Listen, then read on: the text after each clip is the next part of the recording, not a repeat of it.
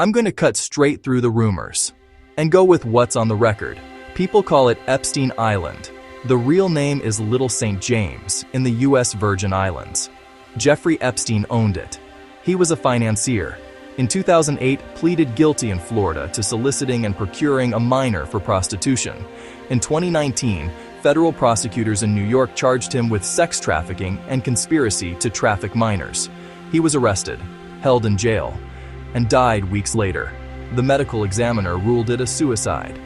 Here's what's documented about the island. Survivors, now adults, have alleged in sworn statements and civil suits they were recruited and abused as minors in Epstein's network, including at his properties.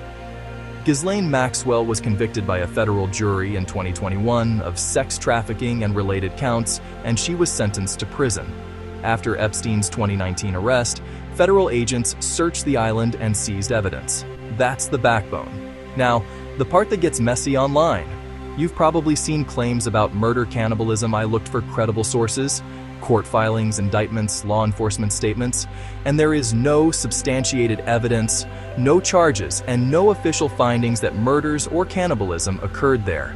If that ever changes, it'll be in documents you can read, not in memes. What about the names?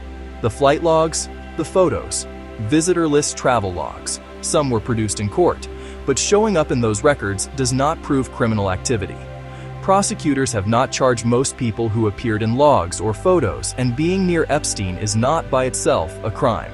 The legal system runs on evidence and charges, not internet guilt by association. Here's what the record does show clearly. Epstein used wealth and connections to access and exploit vulnerable girls. Survivors described a pattern: recruitment under the guise of opportunity grooming, coercion. Multiple institutions and individuals have faced civil lawsuits over enabling or ignoring obvious red flags, and some have paid large settlements, without necessarily admitting wrongdoing. The U.S. Virgin Islands government pursued cases alleging Epstein ran a trafficking operation from its territory. Major financial institutions settled related claims. There are unanswered questions about who knew what and when. But this much is not in dispute. Child sexual abuse and trafficking happened in Epstein's world, and the damage is real, lasting, and bigger than one island. If you're watching this for the shock factor, I get it. These stories can feel like a thriller, but the truth doesn't need extra monsters to be horrifying. Elevating unproven claims about murder cannibalism distracts from the hard, provable crimes survivors fought to expose. 2 quick notes. 1. If you're tempted to name and shame based on a screenshot, don't. If there's evidence, it belongs in the hands of investigators and reporters who can verify it. 2. If you're a survivor, you're not a headline. You're a person.